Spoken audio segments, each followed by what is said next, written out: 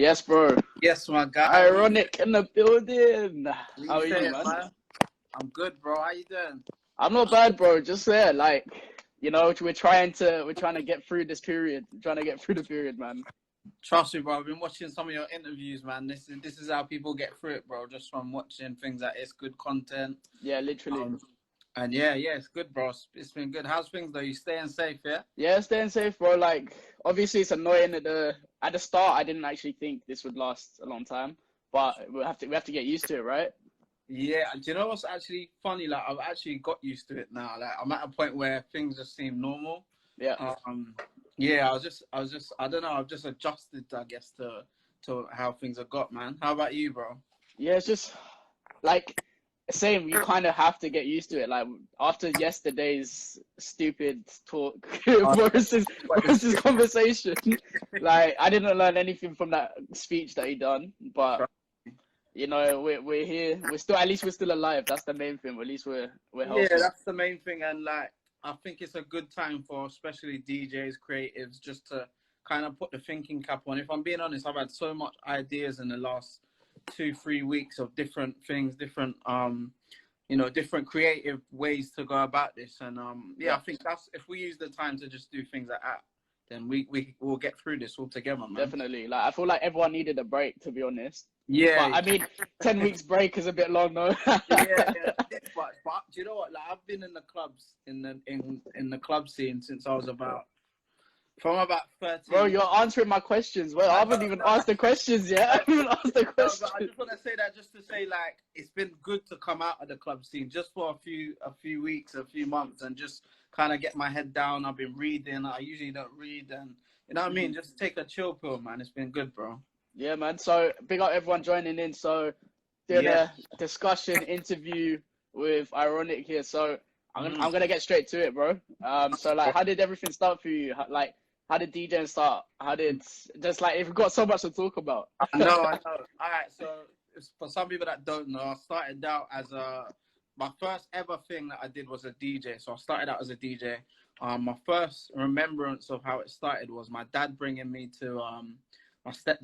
to one of his friends' houses, and I was young. I was about 11 years old, and I just remember him playing on the decks and just playing garage music, just vibing, or jungle music or something back then. And I was just like, Dad, what is that? What is he messing around with on the turntables there? And he was like, he's DJing something like. And I was like, from there, I knew that's what I wanted to do. I said, could I get some?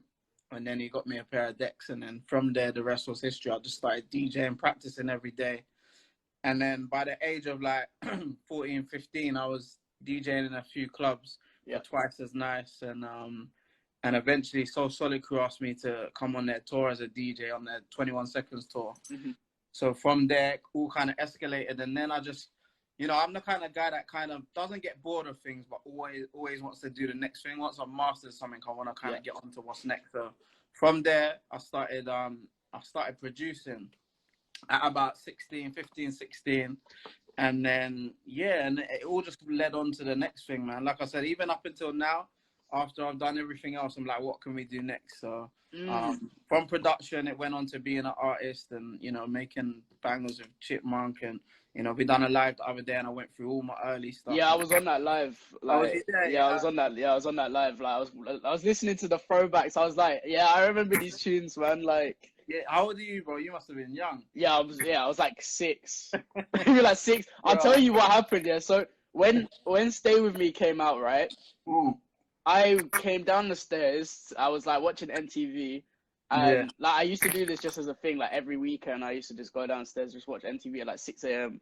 Like, and your song came on, and I was like, I like this song, And like and we're just discussing this with my friends. Like we're like, this was a tune, like with a bright red jacket and all. Yeah, the bright red with the everything. What was like? Was that one of your first kind of tunes that you were like, this could be the start of something? Do you know what? Like I said on my live the other day, like even going back, like from when I produced my first record and JME and Boy Better Know on it, from there I thought I made it, if I'm being honest, because my goal and dream was never so big. Like it's gotten bigger as I've got older, but it was just like from when I was known in North London and in my area, I was like, wow, like this is what I've dreamed of. This is where I want to get to. And I never thought I could take it as far as I got to. So every step was just a next like mind blowing situation. So after So Nice and all of that stuff, and then Stay With Me got signed, and then like you said, you saw the major video and stuff. From there, after everything after that, I was just like, wow, this is amazing. Like now I've made it. But I can just keep saying that now I've made it, like until I don't know. Then we went on to selling millions of records. So yeah, each step for me was just amazing, bro. And you never know where it can go. So that's the amazing thing. Definitely. So DJ wise and artist wise, who do you look up to in the industry?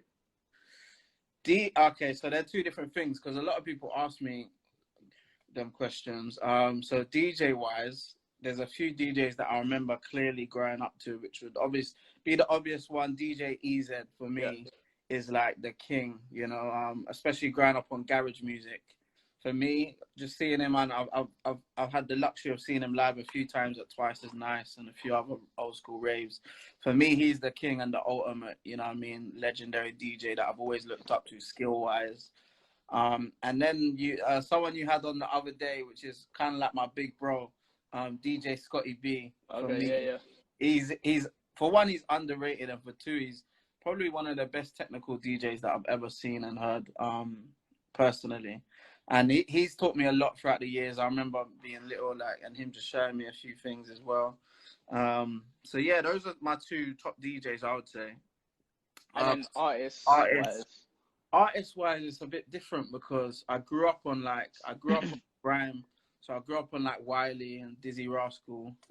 But then at the same time, my influences have kind of changed throughout the years. I've seen artists like, you know, Tiny Temper come out and have major hits, and for me that was just inspiring seeing that. And even up until now, seeing Stormzy and where he's taking it, you know, for me that's just mad influential. And obviously like someone like Chipmunk, who's gone through all the ups and downs, the people writing him off and then him coming back and things like that. Definitely, I study things like that, and I like to look into some of these artists' brains and just think, how did they go through that and just keep on killing it, you know what I mean? So for me, those are some names that I would always say and always mention that were big influences for me, man.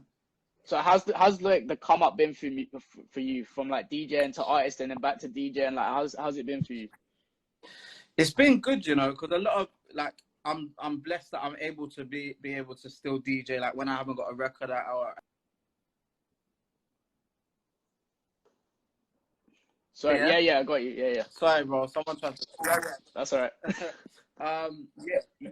So when I haven't got an album out or a single out, I'm able to then go out and DJ around the clubs around the country or around the world. So for me, I like that balance. Sometimes get performing too much and the crowd thing too much, it gets a bit much. So then I like to just go out and just DJ and vibe. Yeah. And for me, those are two different kind of experiences. Like performing in front of a crowd is totally different to DJing in front of the crowd for me. But yeah, it's been good. I'm lucky. I'm blessed that I have that balance. Because if I was just an artist, it would get a bit repetitive for me, I think. So you've got that uniqueness about you kind of like something different to your USP kind of thing. Yeah. And I've even tried to do a bit of both lately as well. Kind of like how Craig David does the TS5. Yeah. Play my own records, DJ my own records. I just got to think of a way to fit in the production in a show somewhere. I don't know. That's something you could go through in this period now. You can kind of yeah. So I've got back to the producing lately as well. So yeah, man, we're trying to do it all right now. What career path do you prefer the most, or is it you like all three? Or everyone always asks this one. This is a hard one, bro. Do you know what? My first love is DJing. So like I'll always love DJing. To be fair, like recording a song, the process for me, I find it kind of a bit long because if I'm not inspired, it's hard for me to just sit and write and, do you know what I mean? And then I need to feel that inspiration, whereas DJing, it's so natural to me and such a vibe. And for anyone that see me DJ, like you can tell it's just a natural thing for me. I just vibe and feel what the energy is from the crowd. Whereas the artist thing is kind of a bit more like, it's political. You have to be strategic with releases. There's all this politics behind the scenes, and so for me, my first love is DJing. That's probably my biggest passion, I think. Yeah. Do you think going into like the artist industry as we're going into the music industry has helped you with your DJing in terms of like knowledge, craft, and also getting gigs as well? Yeah, 100%. Especially getting gigs, of course, people recognize the name from being an artist. Yeah. Some people who know me as an artist don't even know that I can DJ, if I'm being honest, which is weird because my name's DJ Ironik. But but yeah, it's definitely helped me, and also being an artist has helped me being a good DJ because I have to stay on form with what songs are being released and stay on point and listen to all the latest tracks. So I do that checking for which artists are coming out, and that goes into when I'm DJing as well. So yeah, it's helped out both, man. And even my next angle that I'm starting A&R in, and I've just took a big A&R job in the urban department at a big publishing label. Okay, nice. So being a DJ helps that as well. Yeah. So yeah, man, it's good, bro. I learned a lot throughout these last years, man. So I got to ask this as well. So do you think the UK garage funky scene is gonna come back, or do you think like someone needs to change it a little bit, or could you bring it back, or who like do you think it could come back? I think genres like UK garage and grime, I think those are set in stone within the UK. If I'm being honest, like they will never go. They will never go. I don't know if we'll have a major outburst like how UK garage was back in the day when I was growing up. Like I would love that personally, but things change, things evolve. But I think the actual sound of garage music will never go, never die. Like the feeling that people get when they hear a garage tune is a different kind of feeling. You know what I mean? Or an old school funky house tune. You know what I mean? Like you feel good. Like when you hear an old school Deneo song or something like that, you feel good. That gets you in the mood. That gets you in the mood there. It gets you in the mood. It sets the tempo in the club. So I don't think genres like that will ever go. Same with grime. People always talk about grime is dead, but I don't think grime will ever die as part of UK British culture. You know what I'm saying? So garage, funky house, grime, I don't think that will go anywhere. There's other genres that might be here today and gone tomorrow, or different sounds that have come recently that might be here and gone tomorrow. But things like that I don't think will go, man. So I'm gonna ask you this. I don't know if you could answer this one, but try and give it a go. Which you prefer, old Ironik or new Ironik? Ooh, you know what? That's a tough one because I just done the live and we went down memory lane. So those records are See, that's what I was asking you, because I was like, you know what? Yeah, yeah. But if I say the old Ironik, then people won't be checking for my new stuff. Then if I say that. Nah. But do you think that's because of like the music scene though? Like the dynamics of everything is changing. Yeah, I think that's what it is. And to be fair, like my new music, I can admit, like I've been keeping up with the new school and what the sound is now. Like if you listen to a new Ironik now, it doesn't sound anything like my old school music, because I like to keep up to date. I don't want to, sound like I'm still back in the day. But the feeling that my old music gave, and the memories, which I realize a lot of people tell me all the time, the memories that it gave them from, being in school or having that Sony Ericsson phone, listening to them tunes, or MySpace days, like those memories, I think we can't take away, and that's what music's about. And definitely, I'm grateful that I've even given people those kind of memories. If I'm being honest, bro, do you know what I mean? So just now at this point, if you listen to my music, you can tell I'm just having fun. I'm enjoying it, and I'm adding on to my discography of records that we've done for years. That's what so going on with that as well, what does music kind of mean to you? How does it help you through your life and daily life? Well, what does it mean? My daily life, let me tell you, especially UK music, UK urban music. This is my life. Like, I love American music, of course, and I play it on a DJ. But for real, like I've been following British culture and British music since I was about 13, 14, and this is my life. Like, to see how some people are football fans and they check for football every day. This is how I check my music. Like, I know who's the latest artist, who's just uploaded a video on Grime Daily, like who's hot right now, who's not hot. Like, I know what's going on. I keep my finger on the pulse right now. And yeah, I just, bro, I love it, man. There's nothing like it in my eyes. And this, if I didn't have music in my life, I don't know what I would have been doing if I'm being honest. So what's kind of been the highlight in your career so far? Highlight in the career, boy, there's been so many, man. I'll give you two. I'll give you two. All right, cool. Let me think. I'll have to say, one of them performing on the Mobile Awards. and being nominated on the same night for me, because I grew up watching the MOBO Awards every year. Yeah. In MOBOs, the Brits more recently, but for me, growing up watching Soul Solid Crew and Dizzy Rascal win awards on there, and then to go up on stage, perform with Chipmunk, and then be nominated, like that's a big highlight. You know, definitely. Like I get emotional thinking back to that. Secondly, probably another highlight. It's mad. Probably performing at Buckingham Palace was a mad one. Yeah. Wow. Performing for the Queen. Yeah, that was mad. How was that? What was going through you? Like, were you nervous or were you kind of like, I've done this before? No, I was mad nervous because I can't lie. Before a show, usually I might have a little drink, or we got the rider in the back. You know what I'm saying? Or in the green room, we got the drinks there, the food. But this one was, you had to be suited and booted, no drinks, no green nothing. room, nothing. Like, and the Queen's like meters away from me.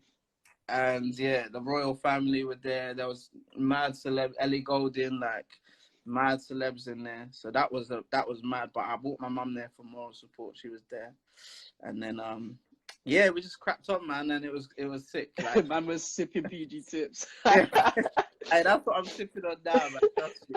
Yeah, no, trust me, it was mad. That whole day was mad. But if you don't do a show and you don't have nerves, then what are you doing it for, innit? So definitely. Yeah, man. What PG tips, man? Yeah, I think that's those two are my biggest highlights, you know. What's on your rider?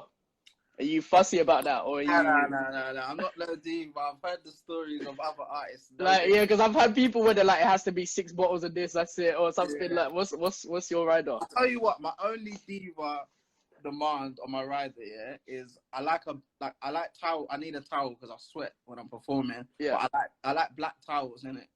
I don't know why. You don't want the white towel get dirty. Yeah, exactly. So you see my point. So I need black towels. But apart from that, I'm not like, you know, red Skittles or nothing. I just like a drink for my team, like, and then maybe, I don't know, some fruit or something and some water. That's it, man. Keep it calm. Yeah.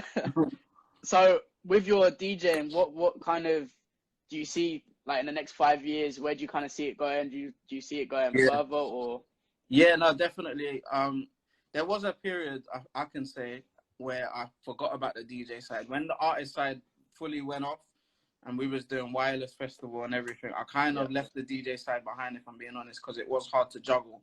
And even production, it was hard to juggle all of it because I was on the road non-stop performing.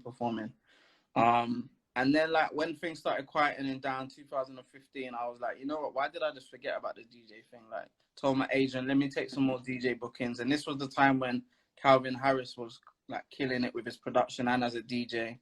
Yeah. And same with DJ Khaled, you know, he's out there killing the clubs as a DJ. I thought, why not?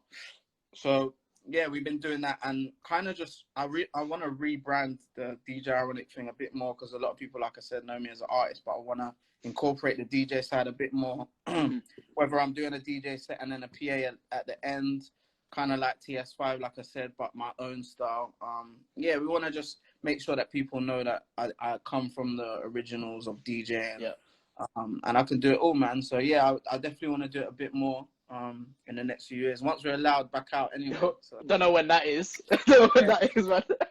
I haven't done any DJ sets on the live yet, so I might do that soon. So yeah, you should do one, definitely. Yeah. So top 3 artists at the moment, and top 3 artists you want to work with. Top 3 artists in the UK or America? Anywhere. Okay. Like, top 3 artists at the moment, and then top 3 you want to work with. Alright, top 3 artists at the moment. It's hard though. We have to, because obviously I'm a big Drake fan, so I have to put in there. I've been following him for years. Drake. Top 3. I need to add some UK in there though. I'll say J Huss is up there as one of my favorites right now. Drake, J Huss, and then I'm gonna add Lil Baby. Okay. In the States, he's one of my favorites right now. Yes, I thought you would have put Roddy in there. Roddy Rich, yeah. We could even say Lil Baby or Roddy Rich. You know, Americans. Oh, yeah. So who I would like to work with? I'm gonna keep Drake in that one, and then 2 other people I would say, Stormzy, I'd love Yeah. to work with one day. One more, boy. It's hard, you know, because all my collaborations have been different, like Elton John and like the Snoop. That's what I was gonna say. Yeah. Yeah, so like I like to go left. I don't want to do what everyone else is doing or who people are working with. So I'll say someone like Adele or something. That would be mad to do some slow ballad. Wow, that's yeah. So yeah, I was gonna say, what do you prefer? Grime, garage, or soul? Oh, you're asking them tough questions today, bro. I'm on it today, bro. I had to bring it out of the bag for you. Yeah, my favorite genre. Oh man, it's weird. I would have to say garage. You know, I think. Garage. So your next, because now you said that your next song has to be garage. You know what's mad? On my new album, I've done the new album. It's finished. It's sitting there. I've got a record that's got a Elaborate Grove garage vibe. So okay. Yeah. Big up P Junior. Yeah, trust me. No, I can't ever listen. The grime and garage thing is like that for me. Like garage is just a tiny bit. Just because I don't know. It gives you grew up on it. I grew up on it, and it gives me a feeling that I've never had before. But grime, like I was just watching just before we came on the live. I was just watching bare old grime sets on radio and stuff like. So you know what? I don't even think UK like the old school grime could ever go away. To be honest, like whenever you bring any of that back into the club, people are like, oh my god, like I remember these ones. Yeah, like mad classics from Pow. Like there's been loads of them, man. So the grime. Okay, I'm gonna ask you this: Why do you think US are so successful in music? Obviously, we've got UK like successful artists, but you see like the likes of Drake or people like that. Why do you think that is? Do you think that's due to production, mastering the whole thing, or is that just due to talent? What is it? I think it used to be due to like production and mastering and how they present their sound. Because they packaged it so clean before. But we're kind of slowly getting to that point. I think we're getting back up there. Like as you can see, like the influence we've got on the drill scene right now in America. And there's all our producers are out in America right now working. Yeah. They want to work with who's hot from here right now. So I think we're slowly getting there. Like Stormzy's taking it worldwide. You know, Jay Huss is taking it worldwide. And you know, even from when I came out, like we was people don't know that I was played in India, like loads. I was like number 1 on MTV in India, and Sweden was number 1, and so from there we've been kind of worldwide, but obviously not on a scale like Drake has. I don't know what it will take for one artist to make it in America from here though. That's the next. I don't know. Yeah, that's what I'm thinking. Like I thought Stormzy would do it, but I can't lie to you. Like so I've got family in America, and like my family know him because of me as well, and like they know about Which part are they in? Which part? California, San Diego. Yeah. See, but I feel like my uncle going to work and say, "Do you know who Stormzy is?" They'll be like, "No." That's the like. Well, the thing is as well, like remember, different states in America, they like different. Yeah, things. Different music, different. Yeah. Yeah. So like drill would work in New York, but I don't know if that will work in California or LA. You know what I'm saying? Yeah, it's totally different vibes. Like different states is different music, different cultures. Yeah, so we need an artist that's really that worldwide kind of sounding artist. Stormzy ain't got the image and branding behind him. He's a grime kid, so he's fully British culture. Like it will be hard for them to take him in. But you know what I've noticed recently, that the Young T and Bugsy record is taking off over there. Yeah.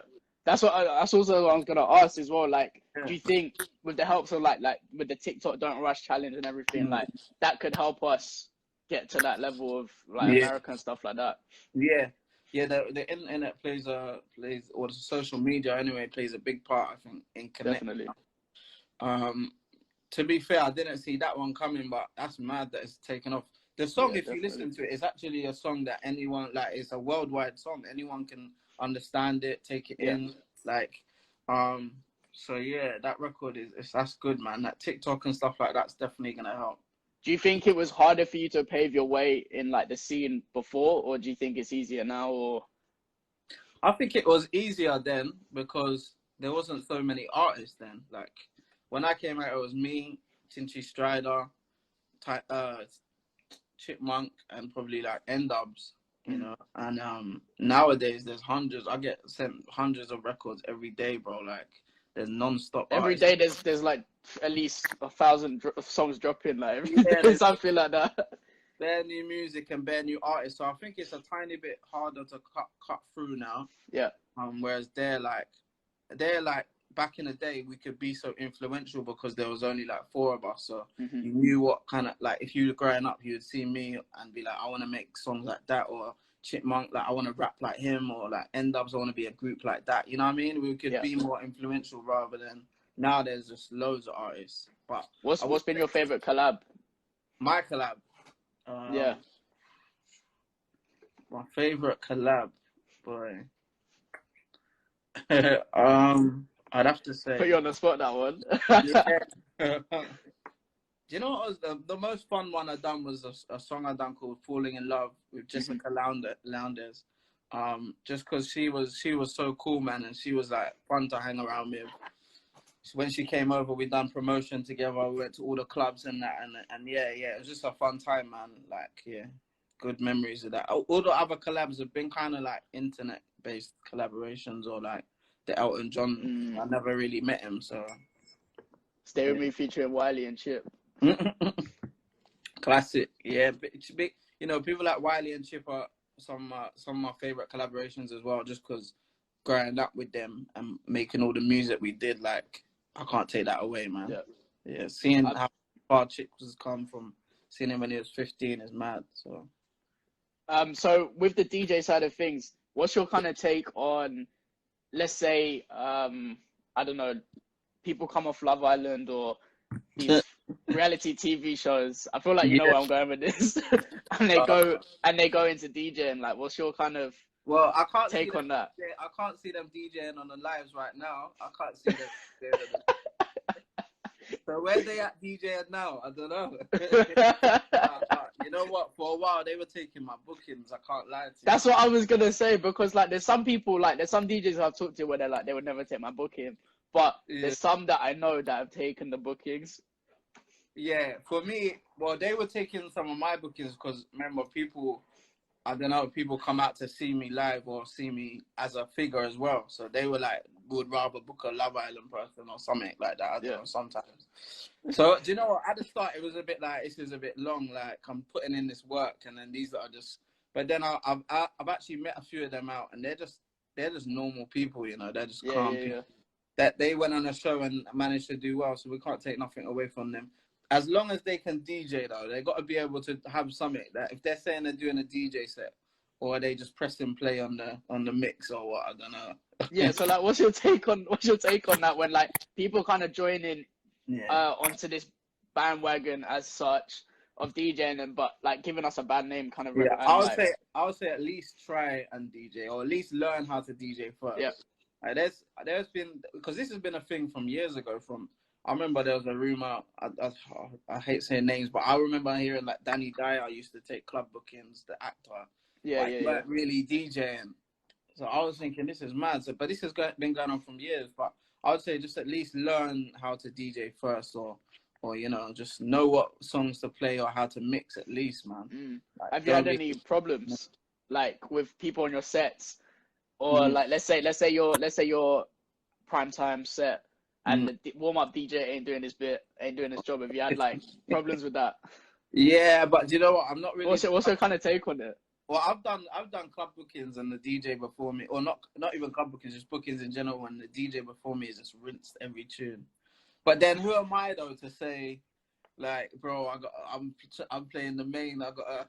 Yeah. But do you kind of like restart the night when you jump on, or do you kind of? I would, in that situation, I would gauge the crowd, and I'd either go back to like, I'll bring it back for them. So if this DJ before me's played all the new stuff that I'll just pop in, and I'll bring it back. You know, if you're a good DJ, then you know how to gauge a crowd and know how to wingle around and, you know what I mean, play things that they haven't played, but still kill it. I think, you know, being a DJ, you just got to watch the crowd. That's been my biggest thing, like knowing what the crowd wants to hear next and knowing when they've had enough of hearing what they heard, you know, gauging the crowd and just vibing with them.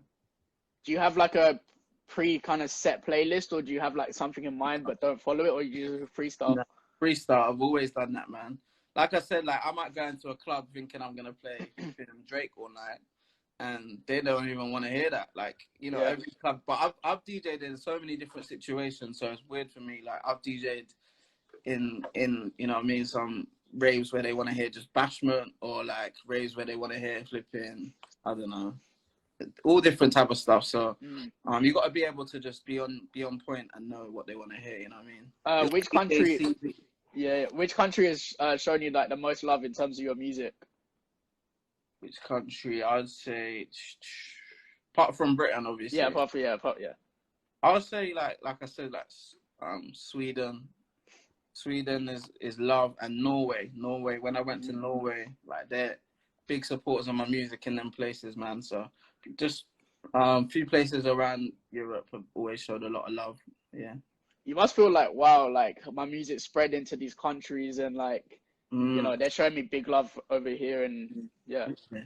No, it feels mad, bro. But that's, you know, that's all I wanted, like, for people to just hear the music, man. Like all the chart stuff and that is cool, and the record sales. But if I'm honest, like, I just love people hearing music, and that's even down to like, if I've heard a new song today that I think is sick, I want to show everyone, not even just my own music. Like, I just love hearing, like, I love people hearing new music and dope music. So for me, you know, having people compliment my music around the world or when I'm out and about, for me, like, I'm super grateful, man. So what 3 tips would you give to up and coming artists and DJs, like, to help get in the scene and help get known?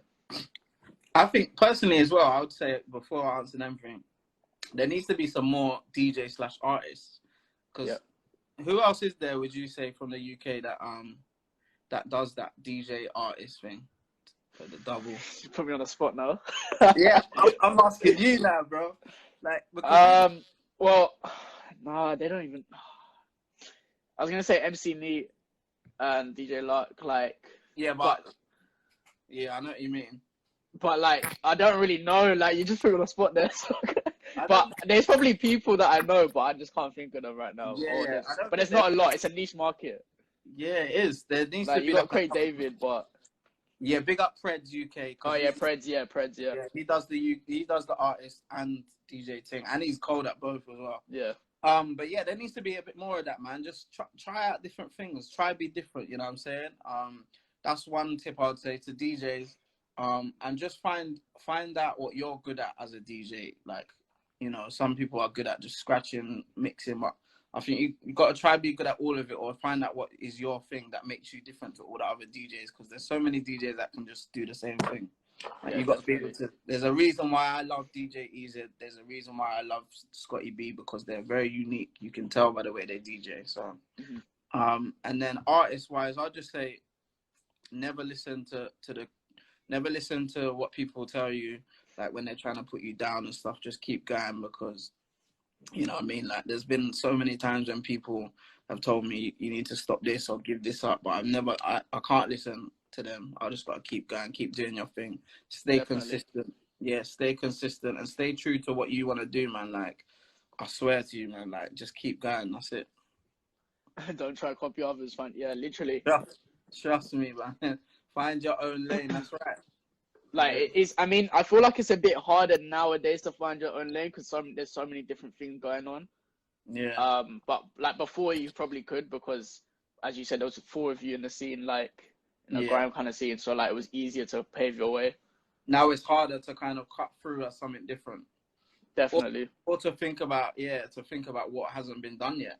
But you know, I'll say, like, even times like this, like now, when we're all locked down, no one can go anywhere. This is the best time, man. Keep your thinking cap on and just think about what you can do next to cut through, like, you know what I mean? So definitely. What's been the best venue you've DJ'd at?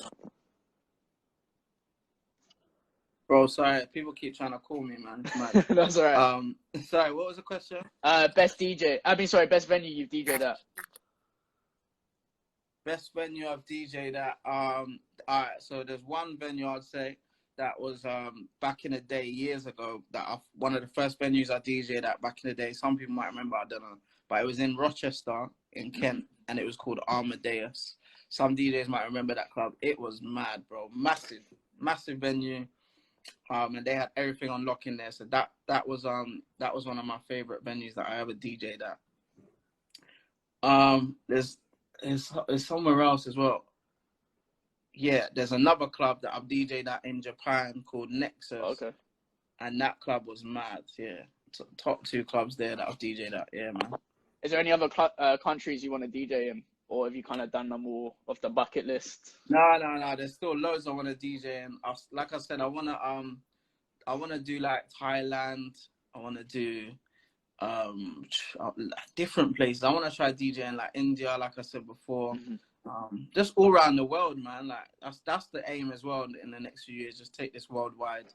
Yeah. DJing around the world in the clubs, you know what I mean, performing. So yeah, man. When's this album dropping then? Are you trying to keep that under wraps or? No, do you know what? We would have been ready kind of now, really, if this lockdown weren't here. We had all the rollout ready. We put out one record before the lockdown called Poppy. Yeah. And then I made a record called Letter to the World that we put out. Yeah, I like that song. It's chilled. Yeah. This, you know, like right now, I don't have inspiration or motivation to write or make music. So that came at the right time because I just felt it. And then we just put it out, man. So people liked it.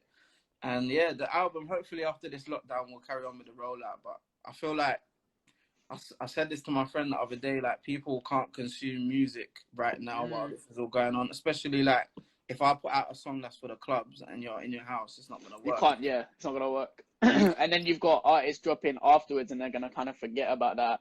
Yeah. And then go to the ones that have kind of been dropping recently after quarantine kind of thing. So yeah, we just got to be strategic and just wait for the right timing, man. There's no rush, you know what I mean? So yeah. How do you kind of deal with like writer's block and everything? Do you have to go to different places to like write or?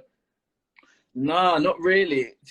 Writer's block for me, like, I don't know, like, I just find it hard to sit there and focus and write a lot of the time. So it needs to either come to me or it don't. So if it don't come out straight away, I kind of give up with the session, if I'm being honest. Like, luckily I got the studio in the crib, so I can just go outside or whatever. But like, I need to, if I'm hearing recording, if it's just coming straight out, then it was a good day. If it don't, then I kind of just leave it and feel like I'm not in the zone then to record, man. Yeah. So let me sorry. I kind of got a bit sidetracked on my on my questions here. Big up studios, come on. Big up Molly. Yeah, big up people, big up everyone inside right now. So you've worked with so many artists, right? So you've done like Tinchy, Chip, Black the Ripper, R.I.P. Black the Ripper, Fecky, Snoop Dogg, like so many people. Like, who's been like the best to work with and easiest to work with? The best to work with. You know, it's weird that I'll say that he's probably the worst person.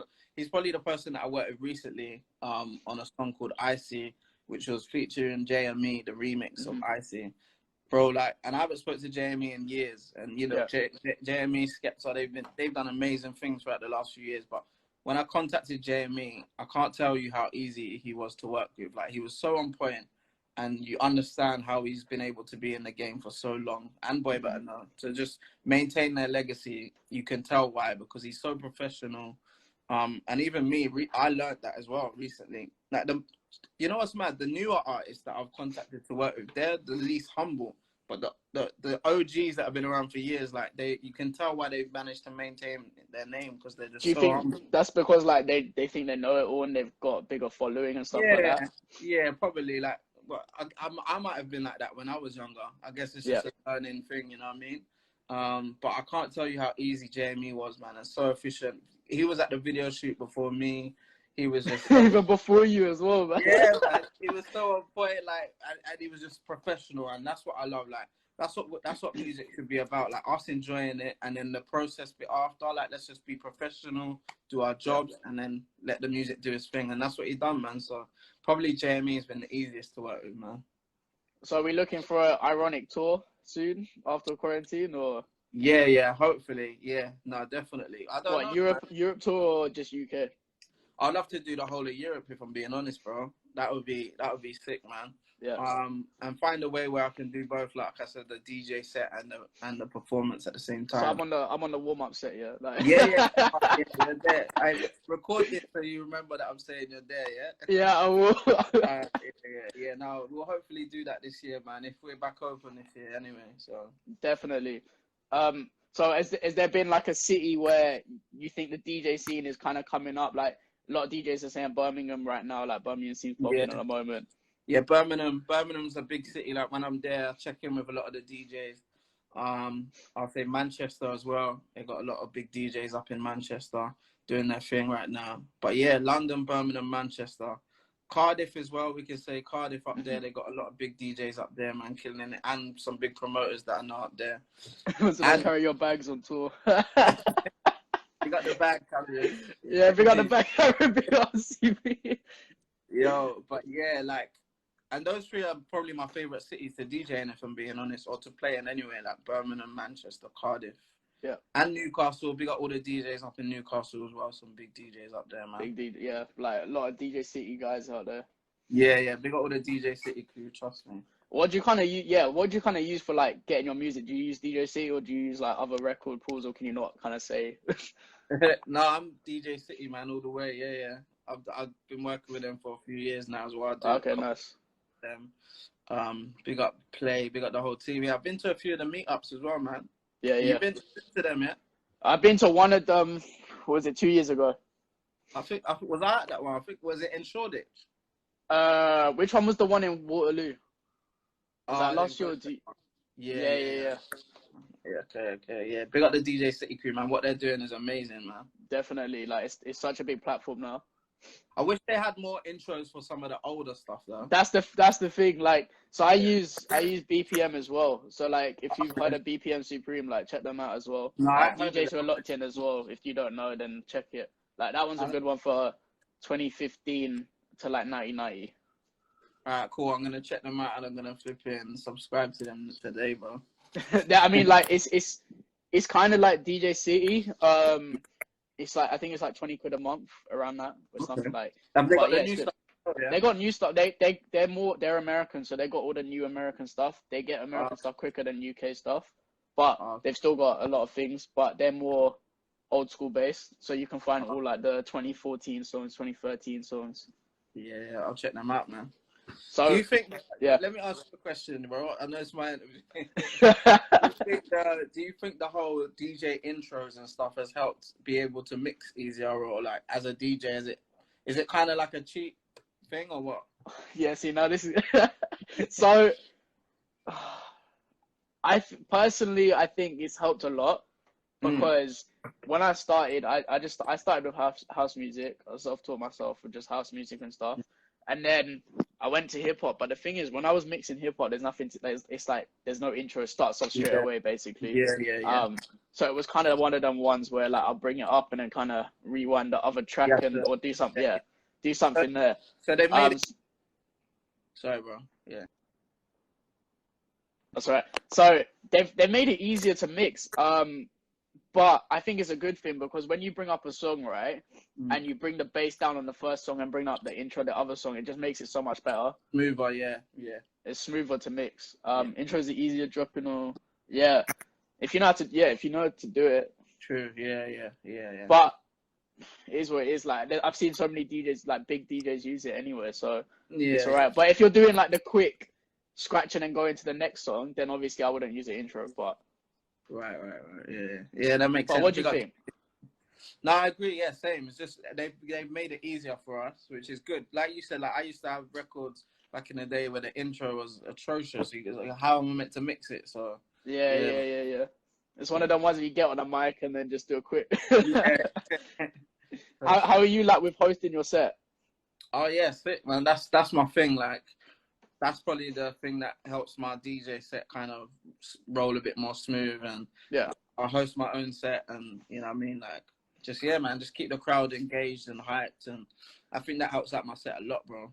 Yeah. Have you had any problems with like DJing in a club or anything like that, with like managers, promoters, or anything like that? Not really. No, I haven't. You know, not in years anyway. Usually, I don't know. Like usually, it's all kind of sorted out. I'll have a tour manager or whatever. Yeah. Kind of sort. So they kind of deal with that. They you just turn up. You're like, is it there? Is the rider there? Is it? The money paid? Is the money paid? Yeah. What's your biggest money pull up? Oh, no, do you know? Because Scotty B, right? Scotty B told us it was 3,500. What, for real? Yeah, for real, £3,500 in. Was I that think where was that at? I got a DJ there. Was it? No, it was Cirque. I think it was Cirque or Tape. Okay, yeah, them people in them clubs got money, man. I would have to say I've stayed at a couple weddings here and there, and they kind of dish it out. I can't lie there. Yeah, man.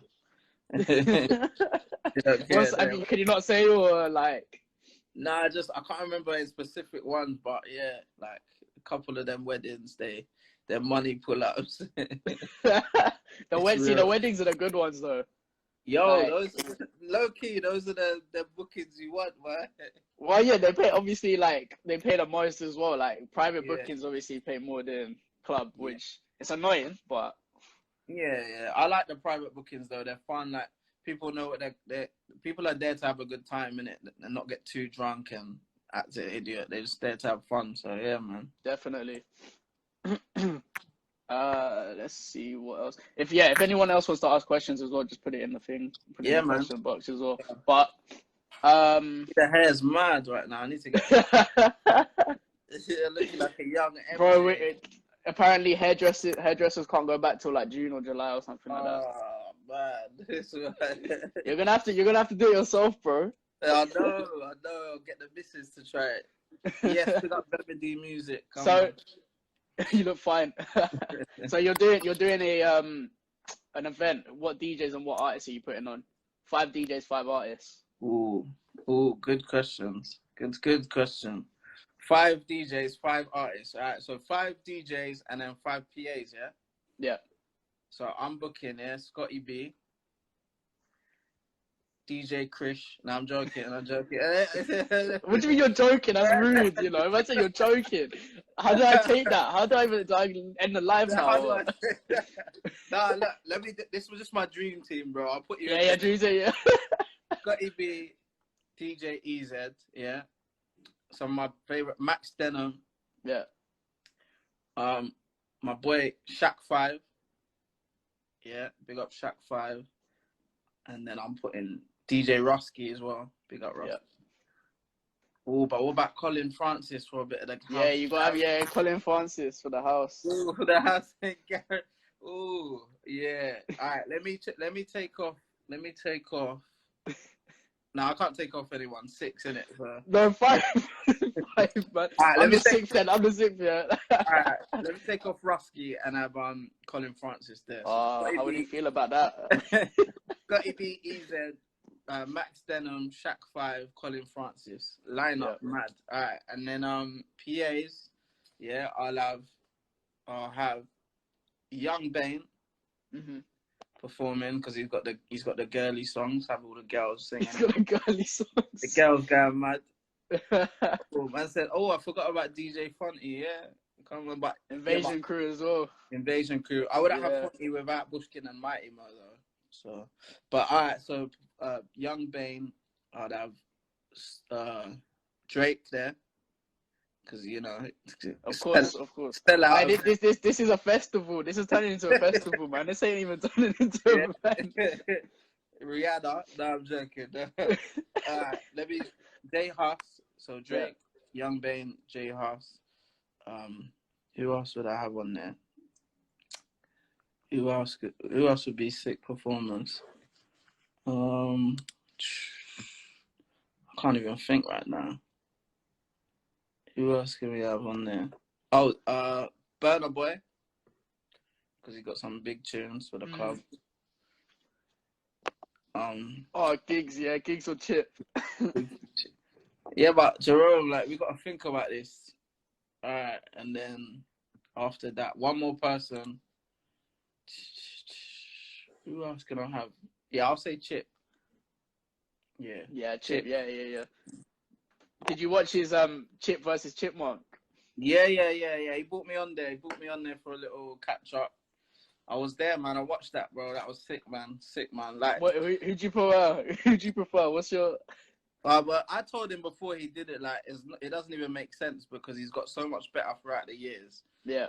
Chip will obviously win, but Yeah. Going back to what we said at the start, like that nostalgia feeling, there's no feeling like that. So hearing back all them songs, and even the people in the comments were probably like, yeah, this was sick. But yeah, his music now has got to a point where it's just like, it's amazing, like greatness, you know what I mean? So what's your take on the dynamic of the like UK scene right now? Like a lot of producers are going into like the dancehall kind of bashment like beat the as Afro, well, the yeah. Afro swing kind of thing. So like, what's your take on that? Do you think it's gonna carry on, or do you think it's gonna change after quarantine?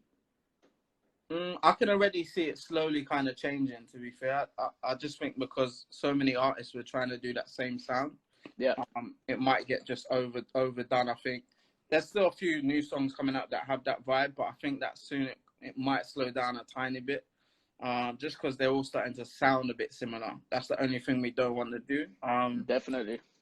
Which is good because we've got the drill side, we've got the, like you said, the Afro bit, and then we've got kind of like the, what would you call like the, you know, the AJ Tracy new one, that kind of tiger kind Yeah, of. it's like hip hop, but then Yeah.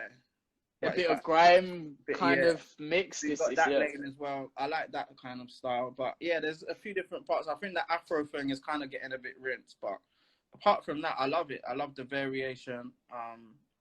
And I love, yeah, all the collabs that are coming out. It's just, but for me, like I say, I keep saying J Hus because his album and his music that he's making is so different to what everyone else is making. You know what? The album he dropped last year was, that's probably man. one of the best albums. Yeah, man. Like, and he just sounds different to anything I've ever heard come out of England.